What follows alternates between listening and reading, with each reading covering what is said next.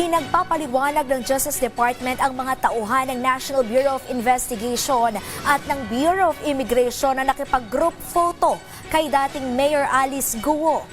Ikinadismaya umano ni Justice Secretary Jesus Crispin Remulla ang nag-viral na picture ni Guo at mga tauhan ng NBI at ng BI na umaresto sa kanya sa Jakarta, Indonesia. Samantala, wala namang nakikitang masama ang kampo ni Guo kung lagi mang nakangiti ang dating alkalde sa mga viral na larawan at videos.